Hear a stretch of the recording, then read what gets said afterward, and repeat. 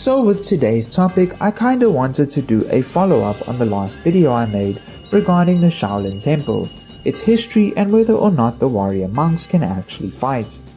In that video, I briefly mentioned the massive scandal involving the temple's abbot, Shi Yongxin, who had been arrested earlier this year for being involved in some really shady business. So I thought, why not make a fully dedicated video delving a little deeper into said scandals that he was involved in, as well as maybe touching on what could be next in line for the legendary Shaolin Temple, now that a new abbot has been elected to take the former one's place, and maybe take a look at some authentic Shaolin Kung Fu styles. Since I only found out afterwards that authentic Shaolin martial arts does still exist, just that currently it won't really be found at the temple itself.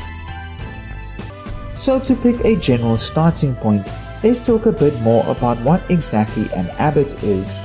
Well, you can think of the abbot in the same way you would think of a priest or a pastor at a church, but usually the role of an abbot would be more common among those who choose to lead monastic or ascetic lives, as in religious people who choose to leave behind their worldly lives and decide to go and live at a monastery, either for a certain period of time or for the rest of their days, often taking on spiritual vows and abstaining from all forms of materialism, indulgence, excess, and basically all the fun things in life, choosing to instead devote themselves to enlightenment and other spiritual or religious pursuits,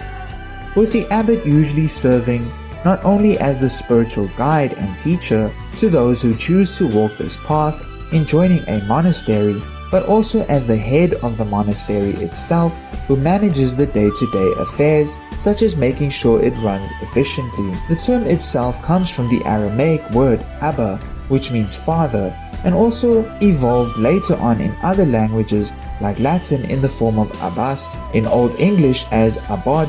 and French as Abbot.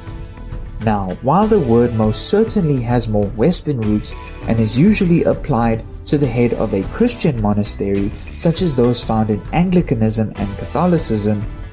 it has also been applied to monasteries that exist in the East, and particularly those that belong to the Buddhist faith.